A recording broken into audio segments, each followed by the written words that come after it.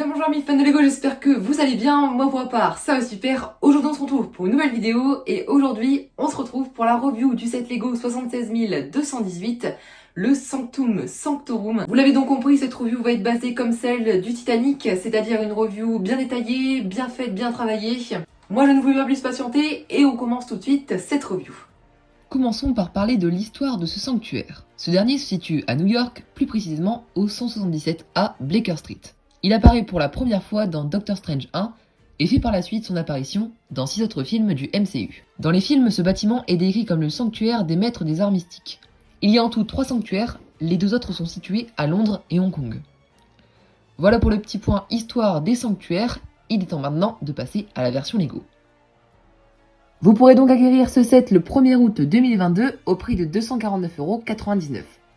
Pour rappel, ce set comporte un total de 2708 pièces. Dans la boîte, nous retrouvons 18 groupements de sachets et 3 notices pour construire 3 étages. Par ailleurs, nous retrouvons 2 planches de stickers, ce qui nous fait en tout 45 stickers. Côté construction, on retrouve le style modular avec de superbes techniques de construction, notamment pour la façade avant du bâtiment. J'ai beaucoup apprécié cette construction, elle était à la fois agréable et en même temps très intéressante. Pour la review, nous allons procéder au visionnage de chaque étage, et on commence directement avec le rez-de-chaussée. La partie la plus détaillée et technique à mon goût, on retrouve ici le grand escalier avec beaucoup de détails tout autour. Par exemple, nous retrouvons une horloge, mais aussi un fauteuil avec au-dessus des cadres liés à Doctor Strange. Mais la partie la plus intéressante de ce rez-de-chaussée, à mon goût, c'est derrière l'escalier, où se trouve une petite pièce que nous pouvons ouvrir de l'extérieur par cette porte. Cette dernière comporte un réfrigérateur et une étagère avec différents objets.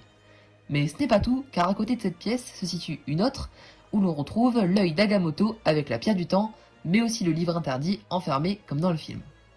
Voilà pour le rez-de-chaussée de ce sanctuaire, il est temps maintenant de passer au premier étage.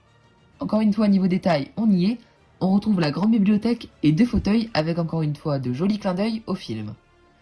Mais ma partie préférée dans cet étage, ce sont les paysages dimensionnels. Si l'on ouvre cette porte, nous pouvons voir 3 paysages différents. Le premier étant l'espace, mais si on coulisse vers la droite et la gauche, avec les mécanismes derrière le bâtiment, nous pouvons voir les paysages de la montagne et du Sahara. Dernière information concernant cet étage, nous avons ici Gargantos, le monstre du film sortant d'un portail dimensionnel. Cette pièce, nous pouvons la placer à l'extérieur comme à l'intérieur. C'est fini pour le premier étage, il est maintenant temps de passer au second et dernier étage de ce Sanctum Sanctorum. Le voici, vous reconnaissez sûrement, c'est dans cette pièce que mon intro a été faite.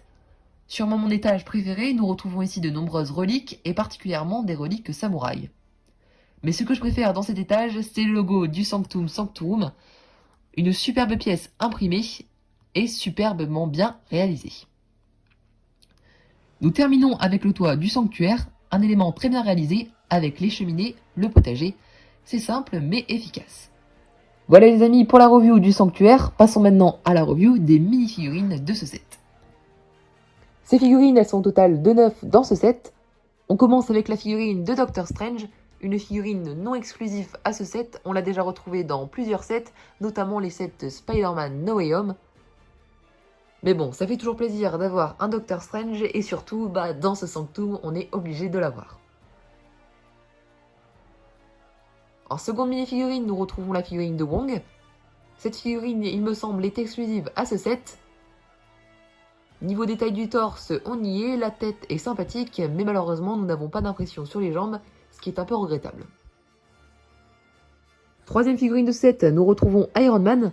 Pour moi, ma toute première figurine Iron Man avec ce nouveau moule de casque. Ça fait plaisir, on retrouve un casque que nous pouvons ouvrir pour découvrir la tête de Tony Stark.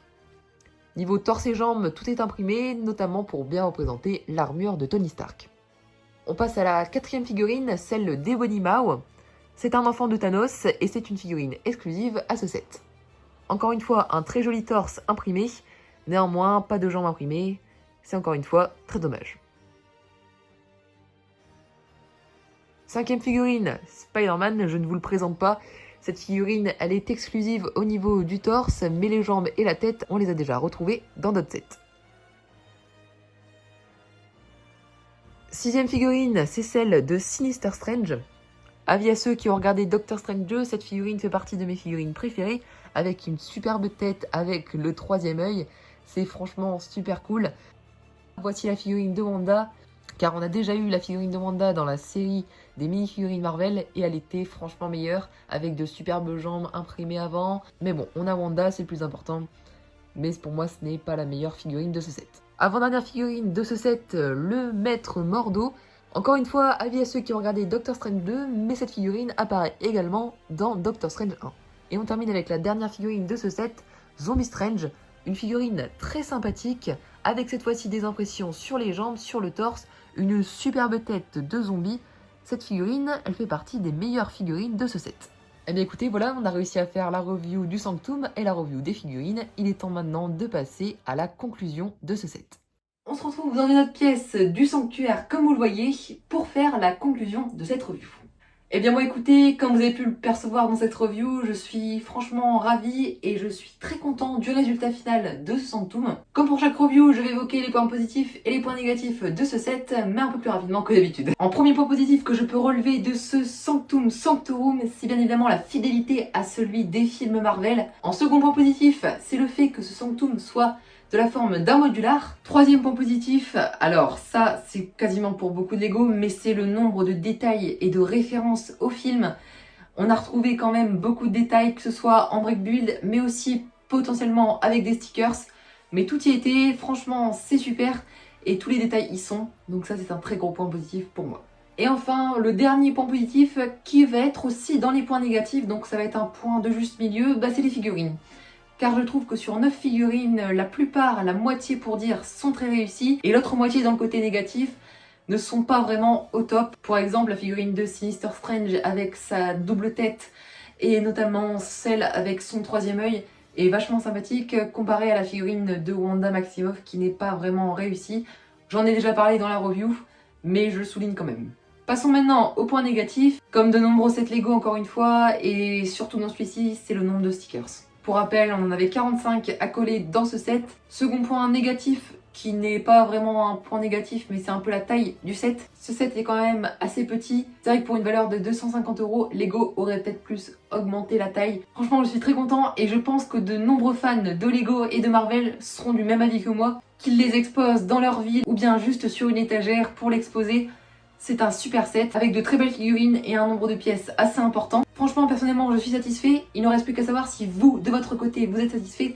Et j'espère que cette review vous aura aidé à faire votre choix si vous devez prendre ce set ou non demain matin. De mon côté, ma review est terminée. J'espère sincèrement qu'elle vous aura plu. Si c'est le cas, n'hésitez pas à la liker, à me laisser un petit commentaire et à vous abonner à ma chaîne si ce n'est pas encore fait. Eh bien écoutez, chers sorciers, sorcières suprêmes, il ne me reste plus qu'à vous souhaiter une très bonne fin d'après-midi et à vous dire à bientôt.